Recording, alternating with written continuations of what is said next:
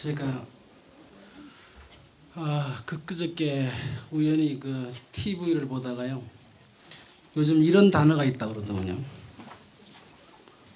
그 젊은 부인이 시어머니 얼굴만 봐도 스트레스를 받는답니다.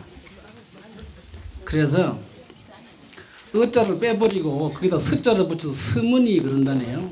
예. 그러니까 시어머니도 내가 거기에 질 수 없다. 그러니까 너는 보기만 봐도 미우니까 미늘이라고 그러죠. 예, 그런 용어가 우리 주위에서 심심찮게 일어나고 있습니다. 예, 세상이 온통 그저 아구다구 하면서 그렇게 사는 그런 세상입니다. 그렇지만은 또 이러한 세상을 슬기롭게 잘 이기만 나가면은 또 이 세상만큼 또 살기 좋은 그런 살맛 나는 세상이 없어요. 대단히 좋은 그런 세상인데 여러분들은 어떤 살맛이 나는지는 모르지만 저는 오늘 이런 살맛을 느낍니다. 어떤 살맛이냐? 저같이 이렇게 넉 달이 나이 많은 묵은 중도 있는가 하면은 어저께 3주 동안 아니죠. 파괴사에서 6개월 이상을 가진 고생을 하고 전부 다 그저 행자님 하긴 하지만은 여러분들 잔시중 또 좋은 시중 못된 시중 다 들어줘가면서 살다가 6개월 만에 이제 행자 교육을 받으러 갔는데 그만 시험에 떨어졌어요. 그래가지고 대학교만 재수생이 있는 게 아니라 스님도 재수생이 있습니다. 그게 16살에 떨어졌으니 그 충격이 보통 큰 거 아닐 거예요. 근데 이제 17살에 딱지를 붙이고 요번에 가서 무난히 행자 교육을 잘 받고 이제 풋중이 되어 왔어요. 우리 경상도 말로는 풋중이지만은 햇스님이 되어 온 거죠. 스님이라고 하면은 우리가 말로는 인천의 스승이다 하지만은 실제로 이렇게 훌륭한 스님들이 내 주위에서 탄생한다는 건 우리는 까마득하게 잊고 살아요. 왜 잊고 사느냐? 여러분들이 자녀를 길러보면 알지만은 아무리 훌륭한 아들이라도 박사도 되고 교수도 되고 무슨 장관도 되고 국회의원 그건 쓸데없는 거니까 그건 안 되고 이렇게 되지만은 그 아들이 오면은 맨날 그 학교 다닐 때 쏙 썩이던 생각만 나지 지금 현 위치를 모릅니다. 그렇듯이 파괴사에서 이렇게 훌륭한 스님들이 1년에 몇 명씩 탄생을 해도 스님이 그저 생기는 건가 보다. 이렇게 할 뿐이지 그 얼마나 영광되고 흐뭇하고 좋은 일이라는 걸 몰라요. 그 보살님들도 이 스님이 귀한 시대에 더구나 여러분들처럼 남자여자 손목 한번 안 잡아보고 이제 17살 난 풋중입니다. 이렇게 된장으로 말하면은 이제 매주 담궈가지고 잘 띄워서 이제 소금물에 담궈놨다가 소금물 쭉 건져내고 이제 된장 다독다독 다져 넣어서 소금 쳐놓은 거나 마찬가지입니다. 이 그 햇된장과 같은 스님들이 아주 훌륭한 스님이 잘 되려고 하면은 우리 사부 대중들이 아껴주고 또 사랑해주고 뒤에서 항시 염려해주는 그런 마음들이 있어야 돼요. 염려해주라고 하니까 무슨 뭐 만난 거나 사다 주고 그게 문제가 아니라 마음속으로 흐뭇해주고 이것이 제일 중요한 거죠. 이런 것을 우리 불자님들은 전혀 몰라요. 또 스님들도 그걸 가르치지 않습니다. 왜냐? 자랑하는 것은 팔불출하는 것인 마냥 우리는 생각들을 하기 때문에 그런 배단이 있는데 우리는 이런 자랑은 많이 해서 우리 주위에도 이 말세에도 이 참 살기 어려운 이 말세에도 앞으로 언젠가는 부처가 될 스님이 한두 사람씩 태어나는구나 하는 건 늘상 알고 있어야 합니다. 그래서 그 스님들이 이제 파괴사에 지금 두 분이고 또 대비암에 한 분이고 요 산중에 세 스님이 어저께 탄생을 했습니다. 그래서 그 스님들을 불러다가 여러분들에게 인사시킨다는 건 그렇지는 않더라도 앞으로 큰 스님 되십시오. 우리 저기 내원에 계시는 노스님처럼 큰 스님 되라고 박수를 한번 크게 좀 쳐주십시오.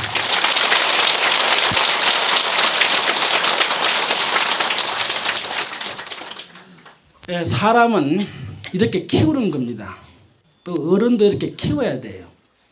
그냥 며느리 시어머니처럼 보기만 보면 믿고 아부다고 해가지고는 우리가 살 수가 없어요. 그래서 가끔씩은 이런 일도 좀 생각을 하면서 사는 게 대단히 좋은 것 같고요.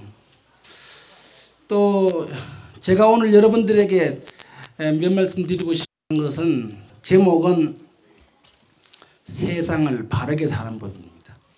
어떻게 살아야 세상을 바르게 사느냐. 어저께 비행기가 또 공중에 붕 떠오다가 퐁 하는 바람에 그냥 아까운 그 비행기 망가진 것뿐만 아니라 많은 인명이 또 해를 당했고 요즘 손가락만 잘랐다고 하면은 전부 다 보험 타먹으려고 한다고 아주 그렇게 지금 돼 있습니다. 그리고 여기저기에서 교통사고로 하루에도 몇 명씩 죽는지 모릅니다. 헤일 수 없지요. 또 벼룩이 간을 내먹는다고 노숙자들을 상대로 등을 쳐먹는 또 그런 폭력배도 심심찮게 있습니다. 이렇게 온 세상이 거짓과 또 기만과 또 이렇게 악랄함이 가득 찼기 때문에 어떤 사람들은 이 세상은 이제 장래가 없다. 이 세상은 이제 내 생에나 희망을 걸지, 이제는 우리에게는 희망이 없다라고 이렇게 현실을 무시하는 경우가 있습니다. 그러나 설사 그런 거짓이 가득하고 그런 좋지 못한 일들이 여기저기서 일어난다고 하더라도 그럴수록 바르게 살아야 되겠다는 마음을 굳이 한다는 겁니다. 그래야만이 사람이 살아가는 바른 그게 정신이고 그것이 바로 도리입니다. 만약에 여러분들은 서가모니 부처님이 부처님 당시 그 생에 수행을 해서 부처가 된 게 아닙니다. 수억급 생을 심지어 부처님이 어떤 몸도 받았냐면은 원숭이 몸도 받았습니다. 원숭이 몸, 사람 몸만 받은 게 아닙니다. 원숭이 몸을 받았는데 수많은 원숭이 떼 중에서 원숭이 왕노릇을 했어요. 그런데 사자 떼가 와가지고 그 많은 새끼들을 잡아먹으려고 하는데 원숭이는 나무를 타고 도망을 가야 하잖아요. 땅으로 기어가면 다 잡혀 죽거든요. 나무를 타고 막 도망을 가는데 한 군데는 너무나 나무와 나무의 거리가 멀어서 새끼들이 건널 수가 없어요. 그러니까 왕원숭이가 자기가 한쪽 다리는 이 나무에 걸치고 한쪽 다리는 저 나무 가지를 잡고 새끼를 다 건너줬단 말이에요. 그렇게 선을 그렇게 조금씩 다급생으로 쌓아왔습니다. 쌓아와서 부처님이 된 것처럼 우리가 설령 오늘 이 삶이 힘들고 정말 모두 다 포기해버리고 싶은 생각이 들더라도 만약에 이걸 포기를 한다면은 우리에게는 아무 희망이 없을 뿐만 아니라 우리가 왜 부처님을 믿는가 하는 것 자체도 바로 포기해버리는 그런 삶이 되기 때문에 어떤 경우에서도 포기를 하지 말아야 된다. 또 내가 무엇을 하고 싶어 하는 일이 잘 되지 않는다고 해서 책망하지 말자. 예. 우리 가까운 예로 제가 첫마디에도 스트레스를 받는다 해서 스머니 그러고 밉다고 해서 미늘이라고 했는데 보통 때는 얼마나 가깝습니까? 참 가까운 사이지요. 예. 그래서 이제 서로 마음 터놓고 얘기할 때 니캉내캉 똑같은 여자인데 그러면서 이제 참 서로 간을 빼줬다가 씻어서 다시 먹었다가 그렇게 하지요. 그러다가 무언가 좀 안 되면은 그게 이제 철천지연수가 됩니다. 이런 것이 다 어디서 나오느냐?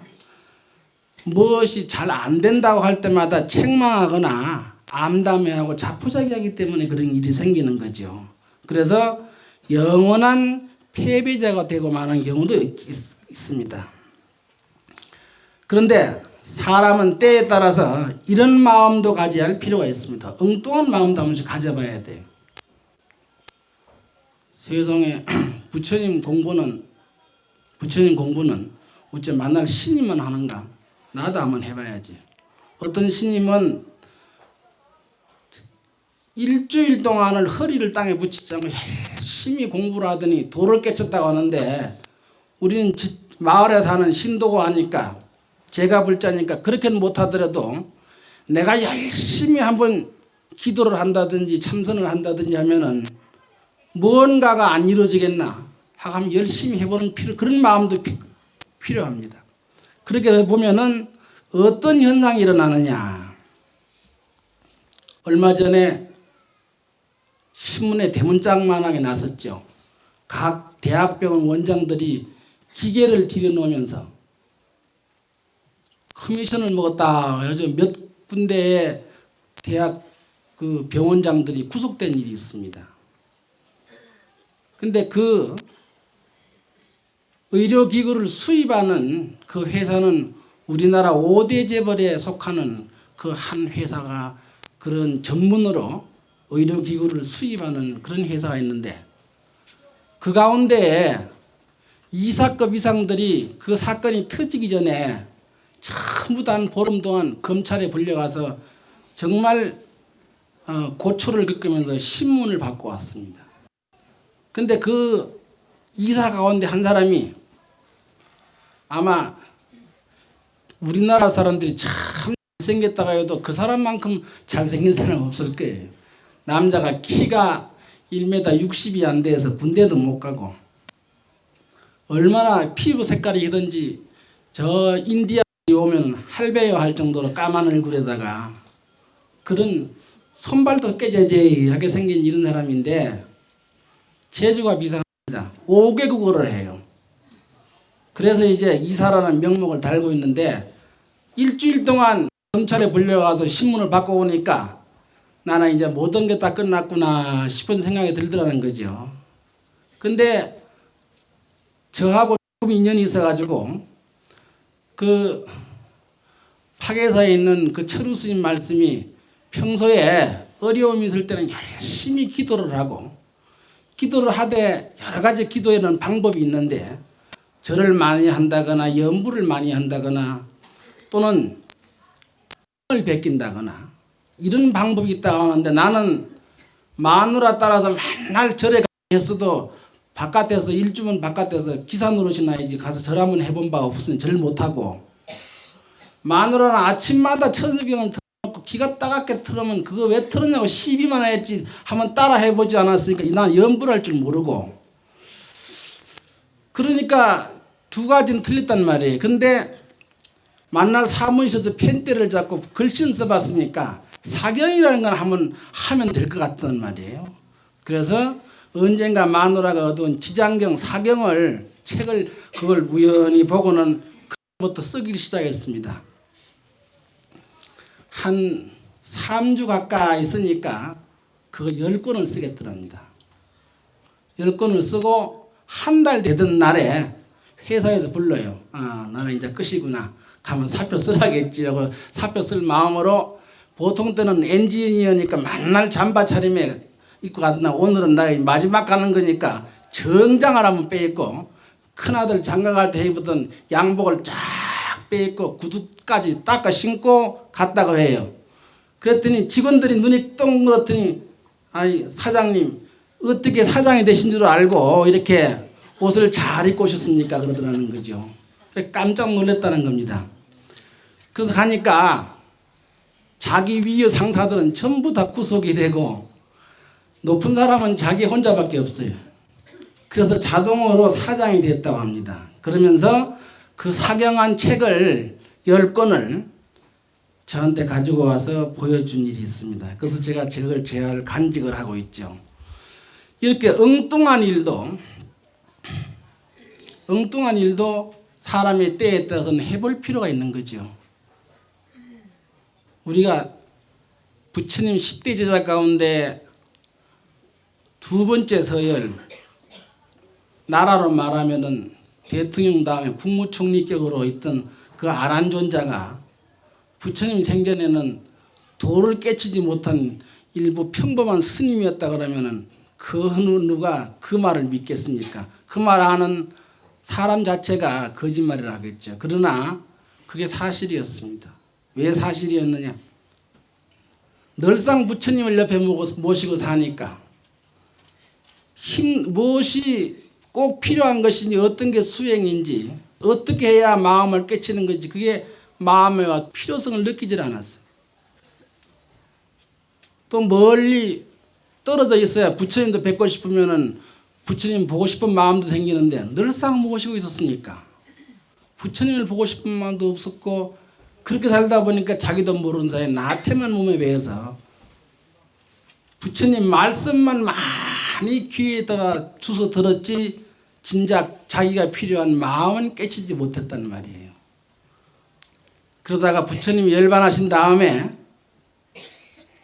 사형인 가섭존자로부터서 호독한 질책을 받고 그게 충격을 받아서 일주일 동안 먹도 않고 자도 않고 공부를 해서 아라한이 되었습니다. 그렇듯이 우리가 평소에 늘 편안합니다. 오늘도 우리 남편이 사업 잘 돼서 이달도 수입이 괜찮아. 아이도 공부도 잘해. 집안이 다 아무 걱정 없이 잘 돌아가요. 이렇게 마냥 편안할 때는 내가 앞으로 어려움이 닥칠 때 어떻게 해야 된다는 것, 또 그러한 어려움을 어떻게 이겨야 된다는 중요성을 느끼지 못하는 거죠. 그러다가 막상 어려운 일이 닥치면은 어떻게 하느냐? 앞에 말씀드렸듯이 책망을 하는 거죠. 누굴 책망을 하느냐? 부처님 책망하고, 부처님 다음에 이제 부처님 가르침을 책망하게 되고, 그 다음에 이제 스님네까지 책망을 하게 되는 거죠. 그렇기 때문에 그러한 일이 없으려면 가끔은 제가 앞에서 말씀드렸듯이 그렇게 엉뚱한 일을 한 번씩 해볼 필요가 있다. 그리고 사람은 아무리 힘들어도 궤변은 삼가야 된다. 억울한 소리라든가 얼토당토하는 말은 조심해야 한다 입니다. 우리가 평소에 서로가 서로를 빗으로 많이 찌릅니다. 찌를 때는 무슨 폭력 남편이 있어서 마누라를 일주일에 몇 차례 주워 박아서가 비수를 찌르는 게 아니라 말로서 많은 비수를 찔러요. 예. 그 말 안 해도 될 말을 굳이 상대방 마음 아프게 만들고 그렇게 하죠. 근데 말은 이렇게 하는 것이 참 슬기로운 일입니다. 어떤 일이냐? 여기도 보면은 초하룻날이면 언젠가 파괴사 주지스님이 자가용 좀 그만 가지고 오라 했는데도 아직도 자가용들이 엄청 많던데, 여러분들 차 운전들 하시죠? 근데 꼭 말썽을 부리는 차가 어떤 차냐면은 조그마한 소형차에다가 젊은 애들 타는 차. 정말 화가 날 때가 있습니다. 서울에 어떤 중년의 보살이 절에를 가려고 차를 몰고 나왔는데, 젊은 한 20대 초반 그저 둘째 아들 정도의 나이 된 젊은 사람이 차를 운전을 하면서 앞으로 이렇게 갔다 저렇게 갔다 한참 신경을 쓰게 만들었습니다. 근데 막상 차를 세워놓고 야단을 쳐봐야 요즘 젊은 사람들에게 그런 말이 씨가 안 맥힙니다. 그래서 저 사람을 어떻게 타일려야 할까 생각을 하다 마침 신호등에 나란히 두 사람 차가 나란히 서게 됐어요. 그래서 이 보살님이 창문을 내리면서 젊은 기사 보고 창문 좀 내리라고. 그러니까 젊은 사람이 웬일인가 싶어 창문을 내다보니까 귀를 좀 가까이 대라고 그랬대요. 그래서 귀를 쭉 내미니까 내가 만신인데 아께 자네 처음 보는 순간부터서 자네 머리 위에는 악귀가 맴돌고 있어. 네 오늘 정신 안 차리면은 오늘 밤 안으로 귀신이 잡아간다. 응? 근데 뭐 그래 바빠가지고 그렇게 정신없이 가노. 귀신이 네 잡으려고 따라오는데 네 그렇게 가다가 진짜로 귀신 잡아간다. 저기 귀신 있다. 그러고 문을 올려버렸다고 그래요. 그래서 마침 신호가 끝나니까 와버렸죠. 그 다음 그러고 나서 혹시라도 이 보살님은 젊은 사람한테 그런 소리 했으니까 망신당할까 싶어서 두려운 마음에 이렇게 백민들을 보니까 천천히 오더라는 겁니다. 죽을까 싶어서. 시내 한복판에서 70km, 80km 가면서 오있고 이렇게 축으로 가던 차가 40km도 안 달리더래요. 40km도 안 달려. 이렇게 재치 있고 슬기롭게 타일러야지. 그렇지 않고 화나는 대로, 화나는 대로 평소에 니는 내 아들 나이 정도 됐으니까 해서 아들처럼 생각을 하고 막 퍼붓다가는 대낮에 길가에서 봉변을 당할 뿐만 아니라 말이 요새 말로 씨가 안 맥힙니다. 듣지를 않습니다. 그래서 말도 이런 재치 있는 말을 가끔씩은 할 필요가 있다. 특히 내 사랑하는 자식들에게는 그게 필요합니다. 또 남편이나 시어머니나 시아버지는 설령 아구다구를 좀 해도 나이들이 있고 이해가 되지만은 젊은 놈들은 가르치려면 세월이라는 게 있어야 되거든요. 그렇기 때문에 반드시 그러한 좀 지혜도 필요하고 또 항시 선한 마음도 좀 가져야 합니다. 악은 악을 낳습니다. 그건 비단 부처님 말씀만 아니더라도 우리가 아는 상식으로도 악은 분명한 악을 낳습니다. 그러나 선한 것은 꼭 있습니다. 선한 일을 많이 한 사람은 언젠가는 자기 당대에 훌륭한 과보를 받습니다. 그렇기 때문에 악한 마음, 악은 가급적이면 피하고 그렇다고 해서 누굴 죽이고 살리는 그런 악이 아니라 말 한마디라도 베풀고 사는 큰 선을 좀 많이 쌓아야 된다. 그리고 면전에서 칭찬을 좀 많이 하자. 면전에서. 며칠 전에 주지스님께서 말씀하지 말라는 얘기인데 제가 합니다. 안 들은 걸로 하십시오. 지난번 25일부터서 스님들 한 30명 가까이 모아놓고 일주일 동안 제가 강의를 했습니다. 그때 주지스님이 특별 보너스로 저를 대만을 데리고 갔어요. 그래서 우리 스님 세 사람과 안내하는 학생 하나 너희서 이렇게 대만을 갔는데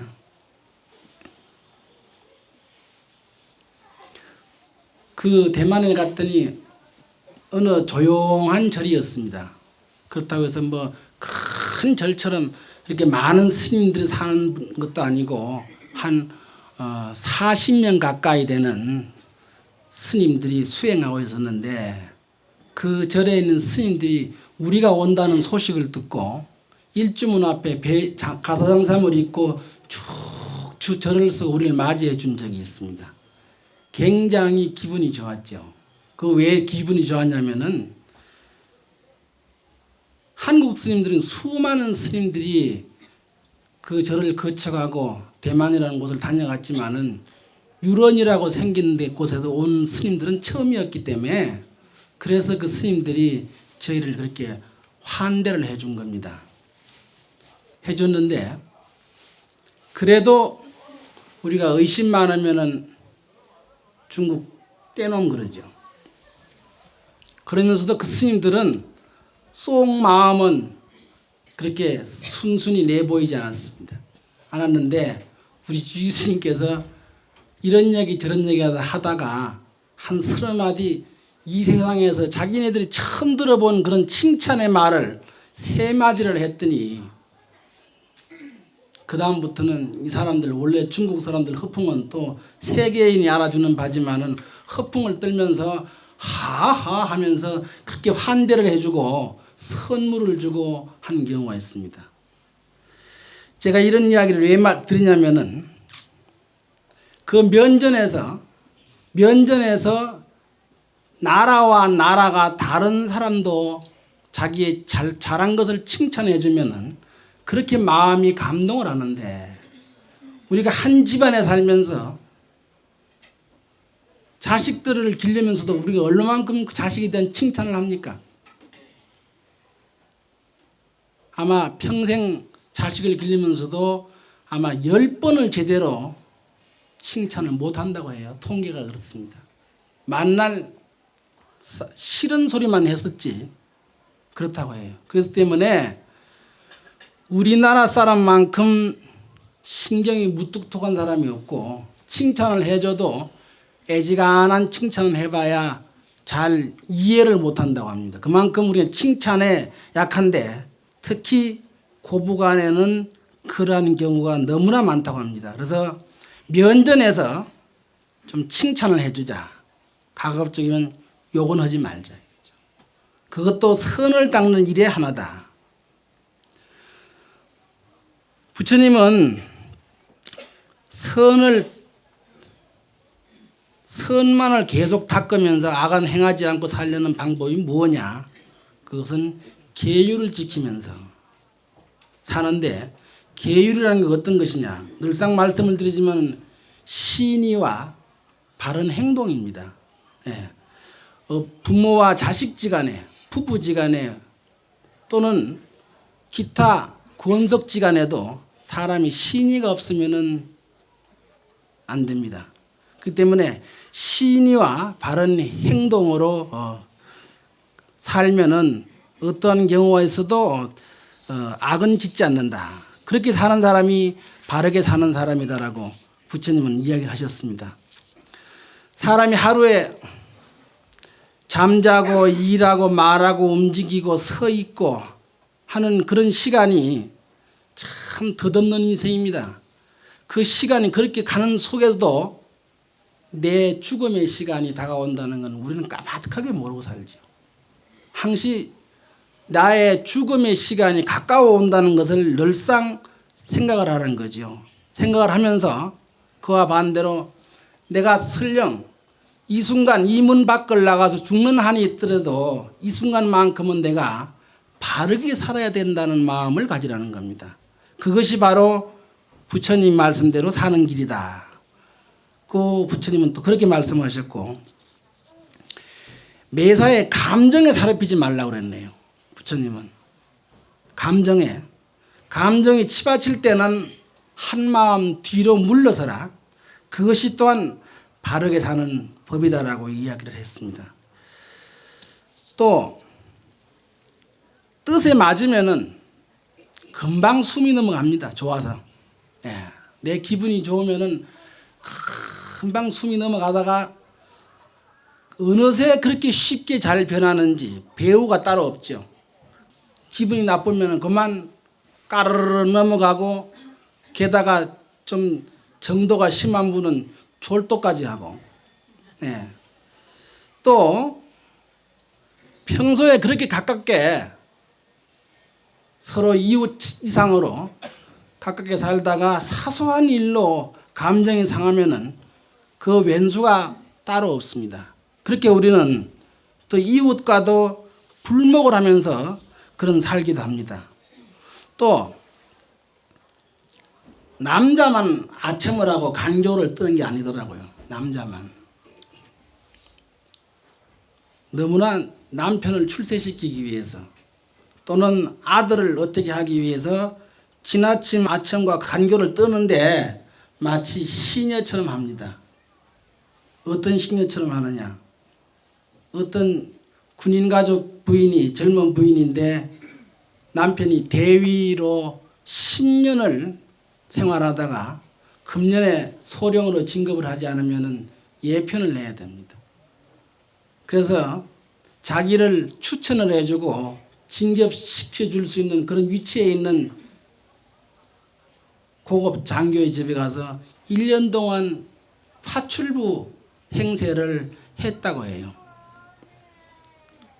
그것도 내가 아무개 대위 부인이요 하면 부담 갈 것 같으니까 직업 속에서 이야기를 해서 철두철미하게 파출부처럼 해서 1년 가까이 하다가 마지막 무렵에 남편이 진급할 쯤 무렵에 가서 이제 그 장군 사모님한테 사실은 제가 아무개 대위의 아내입니다 했더니 그 장군의 부인이 그 자리에서 불목을 하더랍니다. 그 이야기 하기 전에는 야, 니 참 센스가 있고 참 부지런하고 좋다. 나하고 그만 의형제하자 할 정도로 가깝게 하다가 막상 그 이야기를 꺼내니까 언제 받느냐는 식으로 당장 나가라고. 그렇게 해서 진급도 못하고 예편했다는 얘기가 우리 주위에 비일비재하게 많이 있습니다. 그러다가는 언젠가는 또 설령 그런 지위에 오른다고 하더라도 그게 정당한 자기의 능력을 평가받아서 되는 그런 것이 아니기 때문에 나중에는 정말 비참한 길로 곤두박질 치는 것도 우리의 인생입니다. 그 짧은 순간이지요. 그것을 참 우쭐대고 내가 이 세상에서 최고로 잘 사는 사람처럼 우리는 의시되기도 하고 살지요. 이러한 것을 모든 것을 여의고 바르게 사는 길은 앞에도 말씀드렸듯이 한 발짝 물러나서 양보하면서 보시하면서 말 한마디 행동 하나를 올바르게 신용 있게 사는 것이 바로 올바르게 살아가는 사람의 도리라고 부처님은 말씀을 하셨습니다.